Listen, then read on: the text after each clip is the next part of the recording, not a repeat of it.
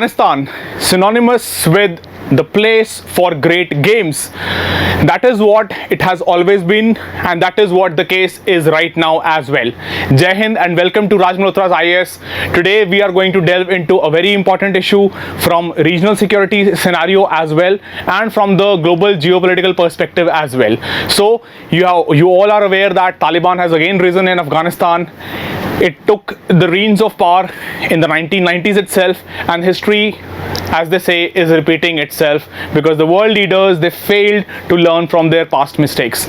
So let's delve into the place of great games. But before that, let me put forth a thought that is from a great British geopolitical theorist, that is Mackinder, who had said that one who will control Central Asia will predominantly control the world. Why did Mackinder say so? Because certainly you have the 21st century, which is touted as the Asian century, and if this is at all an Asian century, which I firmly believe it is, then you have to have, if you want to dominate over the affairs of globe, then certainly you have to have control over this Central Asian space, of which invariably Taliban is a very strategic roundabout. So we'll delve into all these things, but before that, let me just give you a brief or a very crude understanding of what exactly the Taliban is. In the Pashto language, it literally means students. That is what literally Taliban means, right? And it began or emerged in 1994s, in the 1990s. Earlier it used to be a lesser known faction, a lesser known tribal group, right? And this is basically, it is more of an ideology, you can say, and it was around the Afghan city of Kandahar where it emerged, right? And certainly in those areas also, if we just recall the horror which the Afghan people went through, then you can very easily see this through this depiction in the form of this cartoon, where this Afghan people, the poor Afghans, they are having to face this mammoth giant, or you can say a Frankenstein's monster, which has been created by the support of Pakistan, and crushing over all the tribal areas and the Afghan children, particularly the women and the girls, right?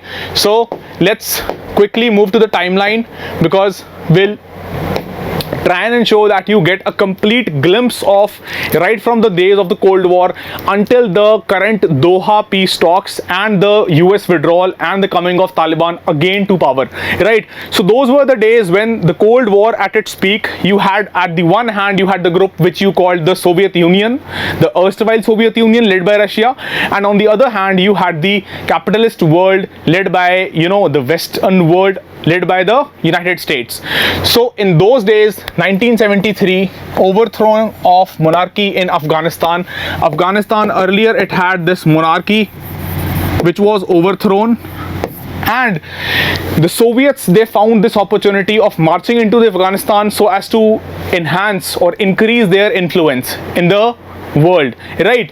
So in 1979, the Soviets, they marched into Afghanistan thinking that this is an opportune moment for them to increase their influence, to raise all that yes, the communist ideology, the more countries are falling to it. And certainly in Afghanistan also, there were certain factions, there were certain groups of people who were inclined towards this communist ideology, right?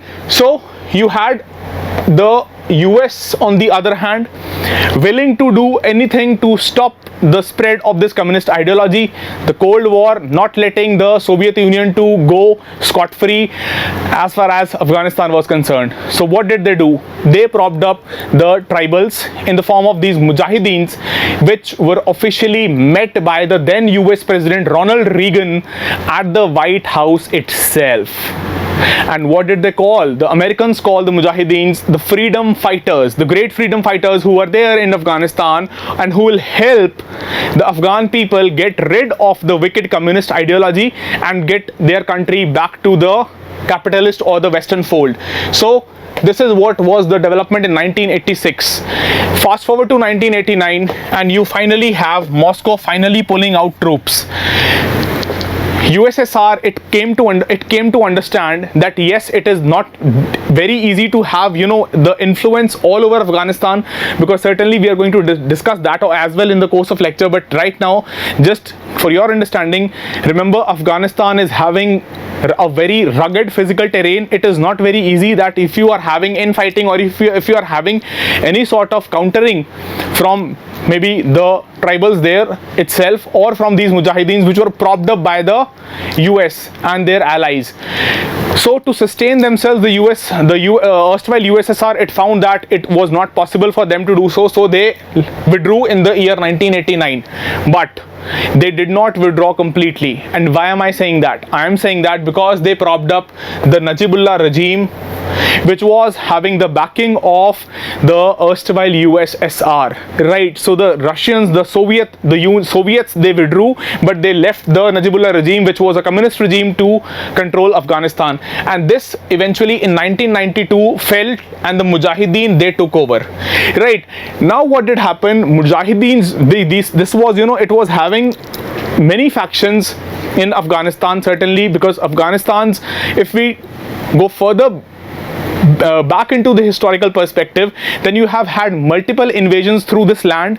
You have had multiple ethnic groups. You have had all the tribals, facing all these things and invading this land. So that is why right now, currently, Afghanistan is a multi-tribal, a multi-ethnic society. And all of these, they then started fighting amongst themselves to gain power. And out of that, the faction that is Taliban in 1996, it emerged victorious, and it gained, or it usurped power in the year 1996. So that was the first time when the Taliban had taken over, right? But although the US had managed to prop up the Mujahideens, and after that the Taliban took control of power in Afghanistan, after that what happened? This became a safe haven for other terrorist outfits also to operate out of the Afghan soil under the control of Taliban. And that is why Al-Qaeda, another terrorist organization, it found its head very safe in this particular territory, and which orchestrated the ghastly 9/11 attacks, which so far in the history of humanity are quoted as the ghastly and most dreaded attacks which humanity has ever witnessed. So the 9/11 attacks, and after the 9/11 attacks in the year 2001, the United States asked Taliban leaders who were in control of power in Afghanistan to hand over the Al-Qaeda leadership, including Osama bin Laden, which the US said were, US said that it is having intel reports that yes, these leaders of Al-Qaeda, including Osama bin Laden, they are hiding in those areas itself. But for that, the Taliban simply refused to oblige by. The Taliban said that they have no information whatsoever with respect to Osama bin Laden, and that was the denial which led to USA initiating the global war on terrorism, which officially they called the Operation Enduring Freedom. And in 2001 December itself, US invaded Afghanistan. The code name for the operation was Operation Enduring Freedom, and in that scenario Taliban was toppled. ठीक है, तालिबान की regime को topple कर दिया इन्होंने, although at that point of time they couldn't catch or they couldn't get hold of Osama bin Laden, but yes, they managed to free Afghanistan from the rule of Taliban, right? Then what happened was that after this toppling of Taliban was not crushed completely. It went into the hinterland, and from that the story of 20-year-long insurgency that started. We'll come to that later. But then what was happening in the backdrop? Now the US wanted to usher in democracy, right? These doctors of democracy, the Americans, they just found an opportune moment कि इस वक्त जो है अफगानिस्तान में we should usher in democracy, and that is where in 2002 a transitional government was put in place with the American backing, with Hamid Karzai as its leader, and the drafting of the constitution, it began. That was the story until 2002. Then with the constitution, the form of government was sought to be the presidential form of government, and with the help of, or you can say with the backing of the United States, Hamid Karzai, who until then was a lesser known tribal leader, he was propped up by the US as the president of Afghanistan, right? So 2004 presidential elections were won by Hamid Karzai with the support of certainly the Americans. After that, what happened? Taliban was not crushed, remember, it started recouping, it started, again mobilizing its cadre, building up its cadre, all that infrastructure that was destroyed by America, it started just gaining or collecting that piece by piece and regaining its strength, which was certainly supported by Pakistan. And in 2014-15 it started again raising its head. 2010 वाले decade में again Taliban ने अपना दोबारा जो है सिर उठाना you can से स्टार्ट कर दिया. And in 2014 President Obama said Operation Enduring Freedom must end now, and now we are again going to have to deal with this resurgence of Taliban, and they wanted to start Operation Freedom's Sentinel in 2014-15 itself, right? But the point was, now the situation in the world politics had changed, the geopolitical scenario had changed. You had the rise of a great economic power in the name of China, and with that economic power it had also become a great military power to be contended with, right? So a never-ending war was becoming a headache for US, because US was increasingly feeling that yes, this has now become a never-ending war. ये एक never-ending war बनता जा रहा है जिसमें से US wanted to just somehow wrap it up and get out of it. Although they were saying that yes, Operation Freedom Sentinel, they are undergoing or they are undertaking that, but at the backdrop there was increasing pressure on the United States government to withdraw. Now see, दो चीजें थी यहाँ पे. एक तो the US was, it was growing wary of all the losses which had mounted in the terms of resources, including the US soldiers who were martyred there. And apart from that, increasingly at home, back home, the domestic pressure from the US citizens was immense on the US government to just bring back the soldiers, the US troops from Afghanistan, right? So what did happen in December 2014 itself? US and NATO, they declared official end to their presence in Afghanistan as far as the combat mission is concerned. So what did they say? They said that yes, we are going to have some troop presence in Afghanistan, but that will be to just support the Afghan forces and to train them. ठीक है, उनको train करने के लिए, उनको support करने के लिए एक minimal troop presence जो है वो रखी जाएगी, but they are not going to have any sort of combat operations. And they said by 2020 we are going to withdraw the forces completely. We are going to draw down the number, and then we are going to eventually withdraw. Right? Fast forward, US-Taliban peace process and the Doha talks, which we witnessed under the presidency of Donald Trump himself, and after that this new current administration in US under Joe Biden, that also wanted to fast forward this process and ultimately have a face-saving exit from Afghanistan, which they did, and the US left, right? And after that, what the chaos has been, we all are witnessing that. So let me just, I have given you this brief timeline. Let's quickly go through what all we have discussed. So the withdrawal of Soviet Union and the subsequent collapse of government, you can see the Soviet troops here, they are leaving, and Taliban, which was one of the factions which were fighting for a civil war for the control of country, that emerged victorious. And this Mujahideen fighters, originally they drew support from the so-called Mujahideen fighters with the support of US, and they repelled the Soviet forces in 1980s, right? That we have discussed. Then certainly the Taliban in 1990s captured Kabul, it captured power, and it undertook a very harsh interpretation of Islamic law. यहाँ से आप ये देख सकते हो कि अफगानिस्तान की society पे, particularly on women and on girls plus children also, what was the impact because of this harsh interpretation of Islamic law, that is the Shariat, right? Then they proclaimed Islamic Emirate of Afghanistan in 1996, which is now also going to be proclaimed. यही same Islamic Emirate of Afghanistan जो है, अभी भी तालिबान कह रहा है कि officially they are going to proclaim it. It's a matter of days only, right? And other Mujahideen groups, they retreated to the north of the country. That is what the story was in 1990s. This is the map which depicts the territory which was under the control of Taliban. ये सारा area जो है in yellow, you can see that was under the control of Taliban. And at that time in 1990s there was a Northern Alliance, right? जिसको खड़ा किया गया था to give the Taliban you can say a counter, a fight. But that Northern Alliance, if we asked in 2021, is that Northern Alliance possible? So no, that Northern Alliance is not possible right now. I'll tell you the reason why. Then the 9/11 attacks, we have discussed that as well. The ghastly attacks in which, the World Trade Center, then the Pentagon, they both were destroyed by these jetliners. Operation Enduring Freedom, and here you can see very clearly in the midst of NATO forces, this gentleman Hamid Karzai, who was propped up by the US as the president of Afghanistan.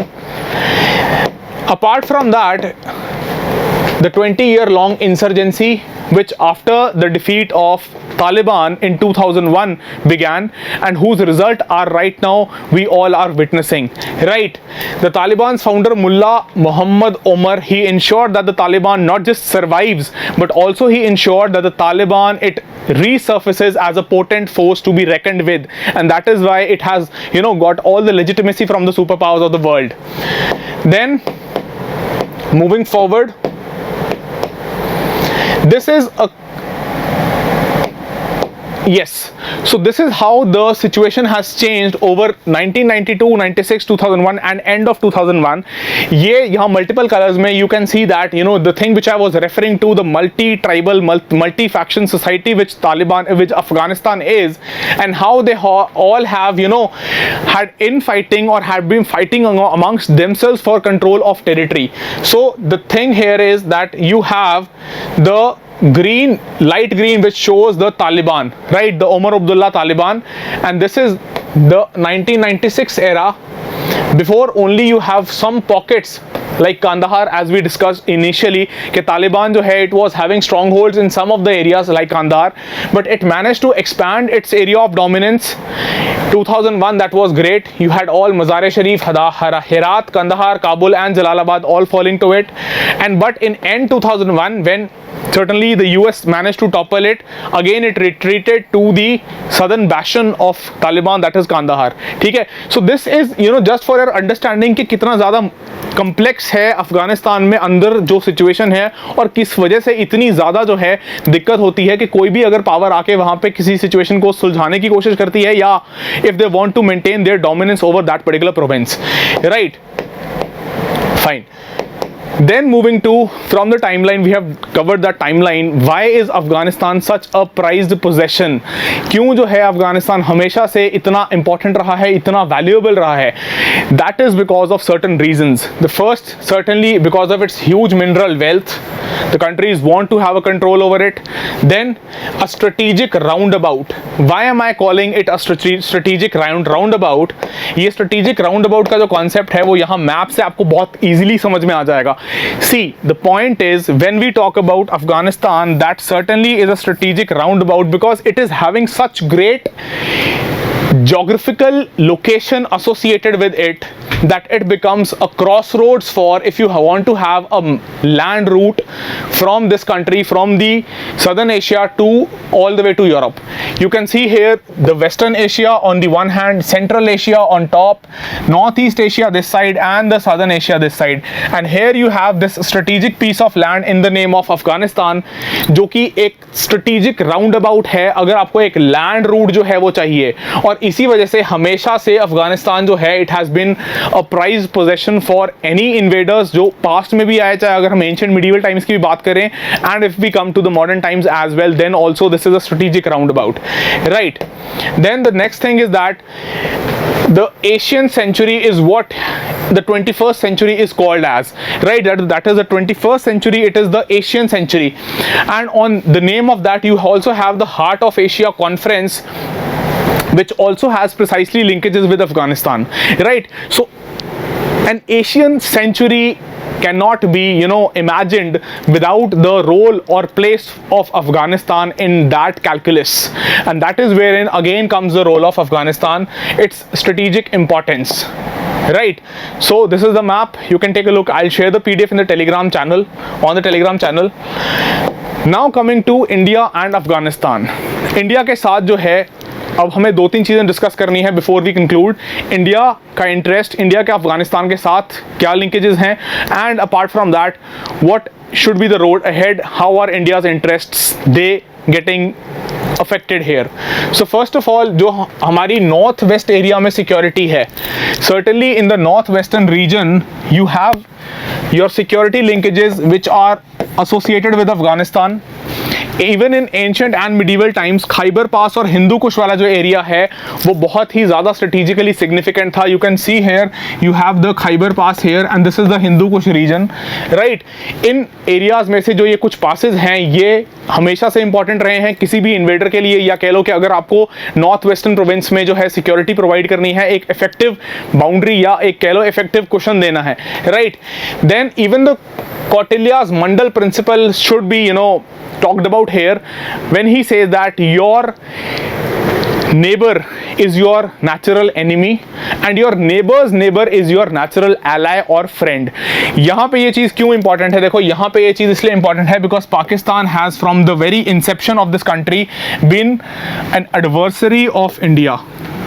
Herein you can just apply the Mandal principle of Kautilya, but Afghanistan being the neighbor's neighbor has always been sought for India particularly by as a friend, and even Afghanistan themselves it wants to have good relations with India, right. So this principle is very much applicable here when we talk about the neighboring scenario which we have, and even a former prime minister of India had said that you can choose your friends but you cannot choose your neighbors, and that is the harsh reality which is depicted here also, right. तो उस case में भी जो है India के interest जो हैं वो बिल्कुल अफेक्ट होते हैं डायरेक्टली अगर अफगानिस्तान में किसी भी तरीके की चेंजेस होते हैं, and a change as great as Taliban coming to power that certainly affects us our security in the north west, right. चलो then coming to the Pakistan angle, इसके ऊपर थोड़ा सा यहाँ पे I would want to shed some light on this particular aspect that what is Pakistan's insecurity when it comes to Afghanistan. Now see Pakistan का bitter experience रहा है कि जो ईस्ट पाकिस्तान का हाल हुआ वो हाल जो है किसी तरीके से इस एरिया का ना हो जाए जहाँ पे पश्तून्स रहते हैं, ठीक है. मैं ये समझाता हूँ आपको एक मैप के through, I tell you this particular thing also. But Pakistan wants strategic depth in Afghanistan. जब हम कहते हैं कि it wants strategic depth in Afghanistan, what we mean by that कि एक चीज़ तो पाकिस्तान चाहता है कि जिसकी भी सरकार हो अफगानिस्तान में, whichever government comes to power in Afghanistan, that should be in the control of Pakistan, कि वो पाकिस्तान के पूरे नियंत्रण में हो, वो पाकिस्तान की बात सुने और पाकिस्तान के तरीके से ही काम करे, ठीक है, ताकि इंडिया की प्रेजेंस जो है उसको मिनिमम, उसको बिल्कुल नील रखा जाए या बिल्कुल मिनिमल रखा जाए. और दूसरी चीज़ यही है कि पाकिस्तान चाहता है that there should be no Indian presence in Afghanistan, and these two things mean that this strategic depth is what Pakistan wants in Afghanistan. और जो भी पाकिस्तान के actions हैं they are in tandem, they are in sync with the realization of this particular aim of Pakistan, right. And it wants that there at any cost it cannot afford a greater Pashtunistan. अब ये greater Pashtunistan क्या है? ये पश्तूनिस्तान जो है वो पाकिस्तान का fear जो है एमिनेट होता है, आपको जाना पड़ेगा वापस 1947 में, जहाँ पे क्या हुआ था कि पार्टीशन हुआ and there was west Pakistan and there was east Pakistan that was created, ठीक है, डिवीजन के बाद, पार्टीशन के बाद. Apart from that in 1971 you had East Pakistan being liberated as Bangladesh. यहाँ पे इंडिया की सर्टनली जो है एक बड़ी सिग्निफिकेंट इन्वॉल्वमेंट थी, and you had East Pakistan breaking away from West Pakistan into an independent sovereign nation in the name of Bangladesh. और ये जो 1971 की जो मेमोरी है ये पाकिस्तान हमेशा जो है इससे डरता है. It is very fresh in the minds of the leaders of Pakistan, and they believe that कि जो नॉर्दर्न पाकिस्तान का एरिया है, देखो अफगानिस्तान यहाँ पे हम देखते हैं कि बहुत सारे जो हैं पश्तून ट्राइब के लोग जो रहते हैं जिनको हम पश्तून्स कहते हैं, and so is the case with northern Pakistan where you have a great chunk of people who are Pashtuns which are residing in northern Pakistan areas, ठीक है, that FATA area. So यहाँ पे पाकिस्तान को ये डर है कि इंडिया की मदद से और जो है इन लोगों को ये ना हो कि they want to go for self determination and they want to create a separate nation in the form of greater Pashtunistan, ठीक है. तो ये जो ग्रेटर पश्तूनिस्तान वाला फियर है ये 1971 से हमेशा पाकिस्तान जो है इस चीज़ को रिलेट करके देखता है कि इंडिया उस वक्त जो है it played an instrumental role for the liberation of Bangladesh और you can say East Pakistan into Bangladesh, and this aim of, or this realization of, or this self-determination of these Pashtun areas, the areas inhabited by these Pashtuns into Greater Pashtunistan, that is always weighing very heavily on the minds of Pakistanis, and that is where this insecurity stems from for the Pakistanis, right? So that is the case of Pakistan. And apart from that, now you have the China angle as well, which claims to be an all-weather ally of Pakistan, right? So we'll discuss that as well, because without the China angle we cannot complete this. So that is, we are covering in India's interests itself, कि how are India's interests they are related to it. So इसमें सबसे पहली चीज़ है कि एक तो है hesitations of history. What exactly we mean by hesitations of history? इसका सिंपली मतलब ये है कि इंडिया जो है, हमारी अप्रोच अभी तक ये रही है, go in for developmental projects, go in for the developmental agenda, and add that or blend that with what you call soft power, right? That is, Indian approach has been to have development in the form of, you can say, we have built the Salma Dam in Afghanistan, we have built the other parliament buildings as well, and we have built infrastructure and all those stuff, which certainly I am not denying. देखो, जो ये infrastructure India ने build किया है, इसकी वजह से we have certainly earned the goodwill of Afghan people. We have certainly earned the goodwill of the Afghanis, right? Apart from that, we have portrayed that soft power also, all the cultural linkages, all those things. But the point is, as a part of all these things, can you really have a say in the global affairs? Can you really have a say, for that matter, in the regional affairs without having, deployed any hard power?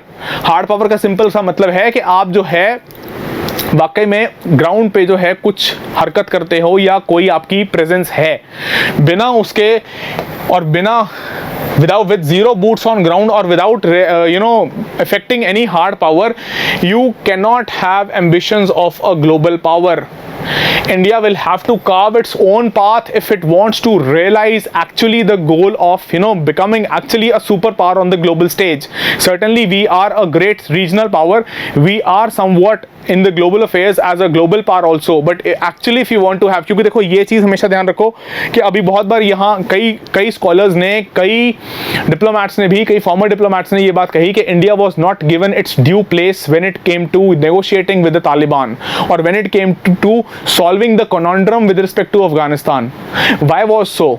That was precisely because we are caught in this hesitations of history, right? Then another thing is that this coming of Taliban to power in Afghanistan is certainly a shot in the arm for Pakistan.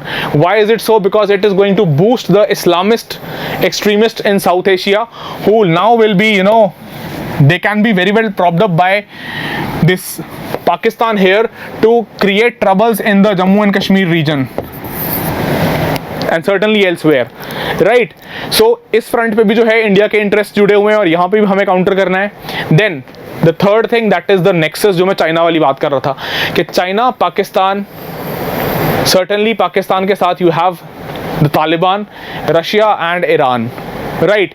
They are somehow having a tacit understanding amongst themselves, and they are supporting Taliban's rise in Afghanistan. And even the Chinese went to the extent of their Foreign Minister Wang Yi hosting the Taliban leaders in China itself, right? And apart from that, China is having great power ambitions in the form of One Belt, One Road, or BRI, that is Belt and Road Initiative, and apart from that, the China-Pakistan Economic Corridor as well, the CPEC.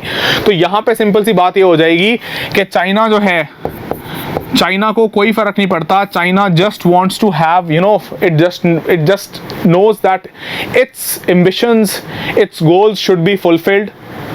At what cost? It doesn't care. With whom? It doesn't care. Humanitarian concerns? It doesn't care. All it cares is about the fulfillment of its own interests. So इसलिए जो है ये China वाला angle जो है यहाँ पे predominantly significant है, right? So on all these fronts, India will have to certainly see how it is going to deal with all these things, and I would certainly say that with all conviction that yes, there is time now, because in every crisis there lies an opportunity, And in the midst of this crisis, there's a great opportunity for India to somehow realign its positions, somehow come out of the hesitations of history and start carving a path for itself, start portraying some, if not all, the hard part, right? So with that, I'll put an end to this discussion. I believe that I have given you enough food for thought, because the aim of this lecture was just to give you a glimpse of the timeline, to acquaint you with what is the position of other countries, how are India's interests associated, and apart from that, to give you sufficient food for thought so as to provoke you into further thinking as far as the whole this concern of Afghanistan is concerned. So that is all from my side. Thank you so much. Stay safe, study well, and happy learning.